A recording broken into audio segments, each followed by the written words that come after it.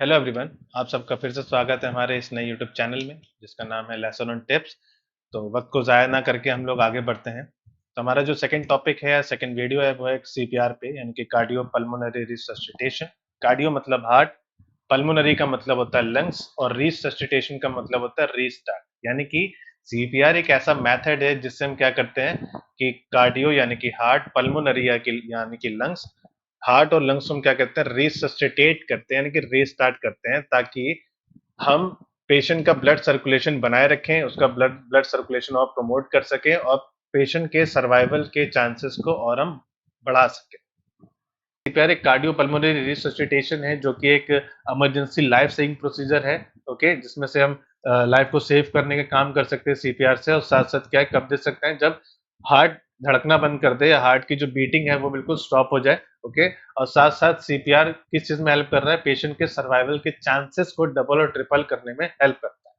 Okay, next क्या है कि बिफोर सीपीआर, पहले हमें ये समझना है कि बिफोर सीपीआर, सीपीआर देने से पहले फर्स्ट एड क्या होता है।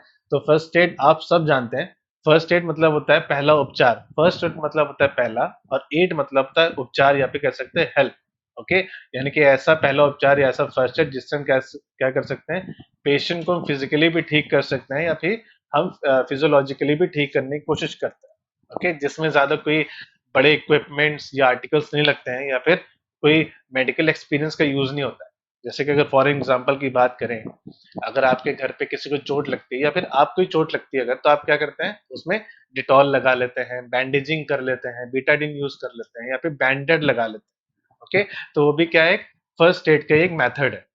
ओके, इसके बाद हम आते हैं फर्स्ट एड का एम क्या है या फिर फर्स्ट एड हम दे क्यों रहे हैं। ओके, तो पहला क्या है, टू प्रिजर्व लाइफ। इससे क्या हो रहा है कि हम लाइफ को हम सेव करने का काम कर रहे हैं फर्स्ट एड देने से। ओके, सेकेंड है to prevent further harm. Okay, यानी कि पेशेंट के जो भी आगे होने वाले हार्म है या आगे होने वाली जो भी दिक्कत है, हम फर्स्ट एड से प्रिवेंट कर सकते हैं। जैसे कि अगर पेशेंट को चोट लगती है या किसी को चोट लगती है या फिर आपको ही चोट लगती है, तो नॉर्मली क्या होता है, वहां से कहीं से भी जब चोट लगती है तो ब्लीडिंग होने लगती है। ओके, तो आप एक क्या करते हैं, उस ब्लीडिंग को रोकने का काम करते हैं, रोक देते हैं, ताकि क्या हो सके कि ब्लीडिंग ज्यादा ना हो।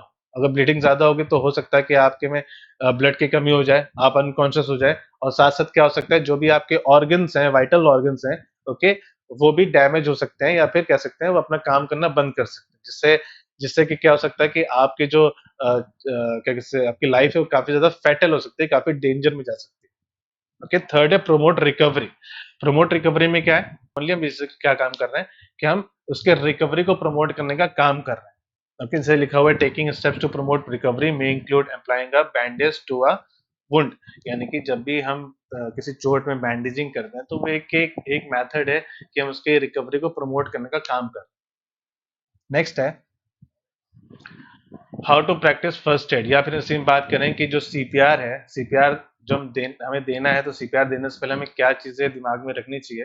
तो सबसे पहले हमारे पास एक फॉर्मूला होता है कि सीपीआर देने से पहले हमें एक फॉर्मूला याद रखना है जिसको हम बोलते हैं कैप। ओके, CAB, यानी कि यहाँ पे देख सकते हैं CAB।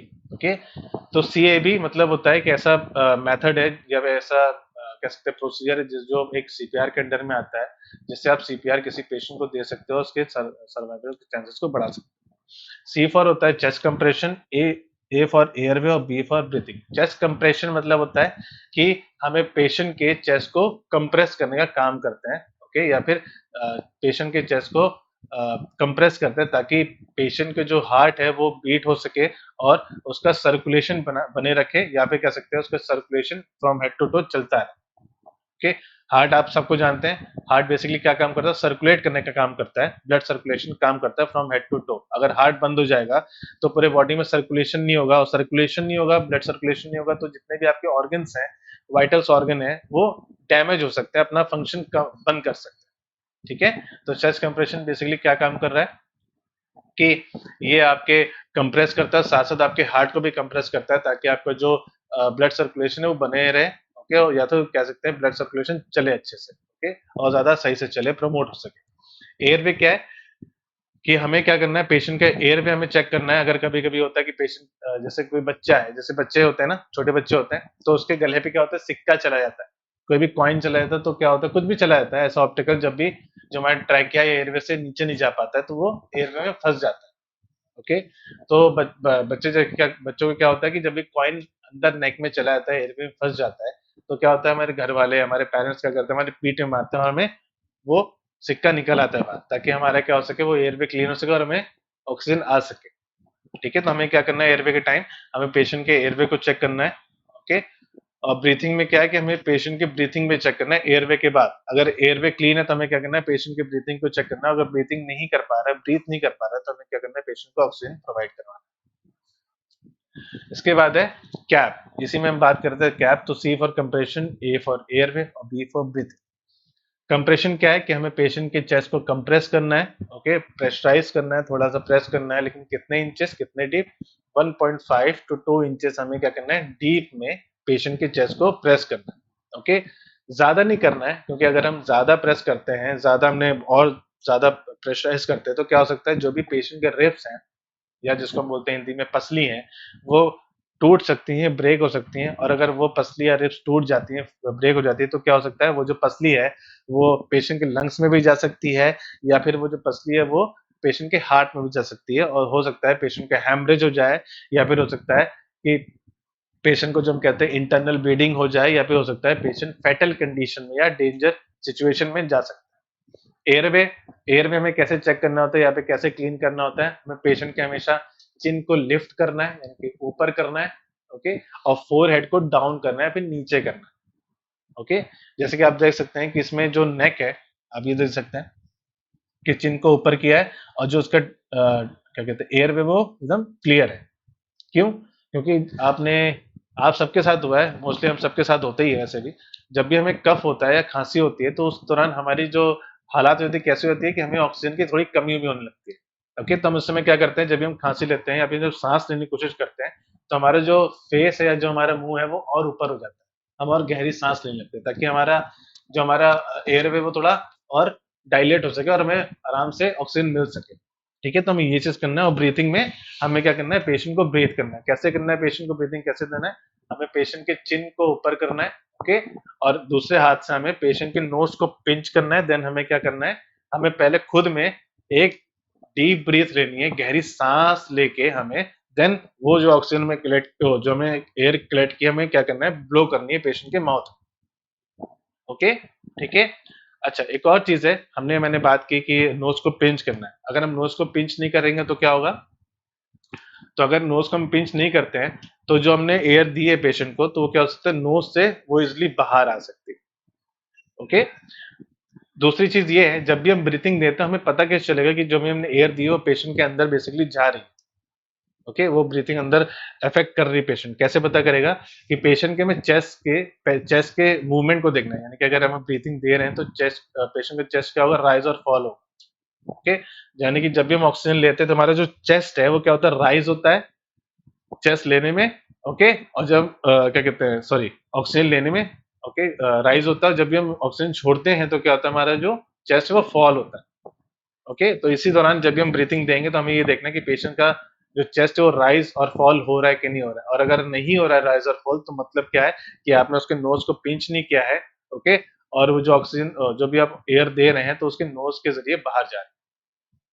नेक्स्ट है परफॉर्मिंग, सीखना है पेशेंट के क्या कहते हैं, बगल में हमें अपने घुटनों पे, अपने नीज में आ जाना, नील डाउन हो जाना है। ओके, देन उसके बाद क्या करना है, हमें दोनों हैंड को लेना है, लेफ्ट हैंड को हमें रखना है, और राइट हैंड को हमें लेफ्ट हैंड के पीछे करके, और इंटरलेस, हमें जैसे फिंगर क्रॉस करते हैं। ओके, दोनों हाथ के फिंगर ऐसे क्रॉस कर लिए एक साथ एक दूसरे से, तो हमें इसी में करना है, अपोजिट जस्ट करना है। क्या करना है, हमें हमें लेफ्ट हैंड के जस्ट पीछे में राइट हैंड को लाना है। ओके, और फिंगर से हमें इंटरलेस कर लेना फिंगर से। ओके, देन हमें क्या करना है, शोल्डर को अपने स्ट्रेट रखना है। ओके, और हमें क्या करना है, 30 बार चेस्ट कंप्रेशन देना है आपके शोल्डर के हेल्प की मदद से। 30 बार चेस्ट कंप्रेशन देना है। और हमें जब भी चेस्ट कंप्रेशन देते हैं 30 बार, तो हमें काउंट भी करना है अपने मन में, या धीरे धीरे बोल के, 1 2 3। ओके, जैसे हमने 30 बार चेस्ट कंप्रेशन दे दिया, देन उसके बाद में तुरंत ही क्या करना है, 2 टाइम्स ब्रीथिंग भी देनी। ओके, ब्रीथिंग आपको पता चल गया कैसे देनी है, चिन को लिफ्ट करके और नोज को पिंच करके हमें 2 टाइम्स ब्रीथिंग में देनी। ठीक है, दूसरा क्या है, जब भी हम सीपीआर देते हैं तो एडल्ट्स के लिए और इन्फेंट्स के लिए, यानी कि बच्चों के लिए, छोटे बच्चों के लिए, दोनों के जो रेशियो होते हैं वो अलग होता है। एडल्ट के लिए जो रेशियो होता है वो होता है 30:2, यानी कि 30 टाइम्स चेस्ट कंप्रेशन और 2 टाइम्स आपका ब्रीथिंग। ओके, और बच्चों में क्या होता है, जो चेस्ट कंप्रेशन होता है वो 15 होता है, यानी कि 30 का हाफ हो जाता है। ओके, और 2 टाइम्स क्या होता है, ब्रीथिंग। ओके, और बच्चों में हम कभी भी इंटरलेस नहीं करते फिंगर को, नहीं।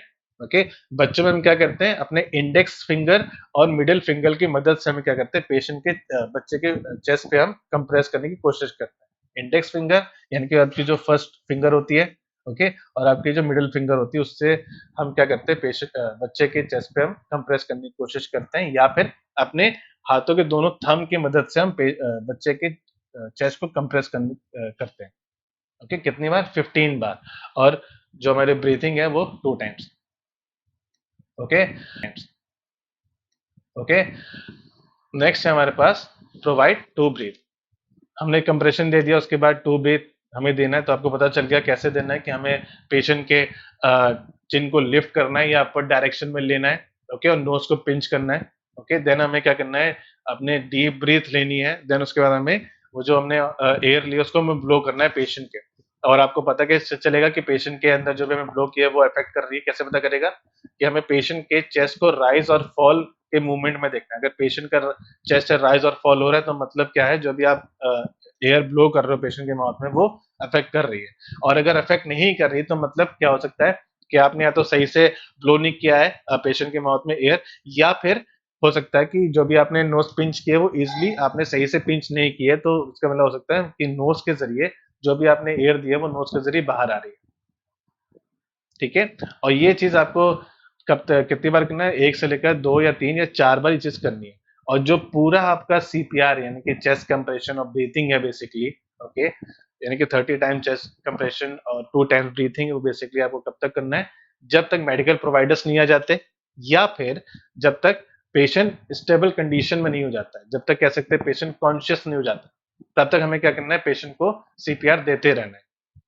सीपीआर बेसिकली बहुत कॉमन टॉपिक है, बहुत ऐसा कॉमन मेथड है आज के टाइम में, क्योंकि आज के टाइम में क्या है, बहुत ज्यादा फ्रस्ट्रेशन या कह सकते हैं बहुत ज्यादा टेंशन, बहुत ज्यादा स्ट्रेस या डिप्रेशन, इन सब चीजों की वजह से, या कह सकते हैं ओबेसिटी, फैट, ओके, या डेली एक्टिविटी, फिजिकल एक्टिविटीज की वजह से क्या होता है, आज के लोगों को, आज के टाइम में काफी लोगों को हार्ट अटैक की प्रॉब्लम होती है। कहीं ना कहीं, या कह सकते हैं अगर हम अपनी बात करें तो 10 लोगों में 6 या 7 लोग ऐसे होते हैं जिनको हार्ट की प्रॉब्लम होती है, या फिर कह सकते हैं इनको हार्ट अटैक आता है, एक बार आ चुका है, 2 बार आ चुका है।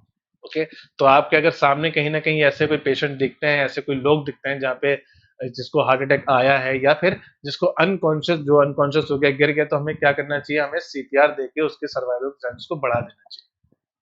ओके, और ये सीपीआर है सिर्फ हमें दूसरे लोगों के लिए नहीं, अपने घर के लोगों के लिए भी यूज करना है।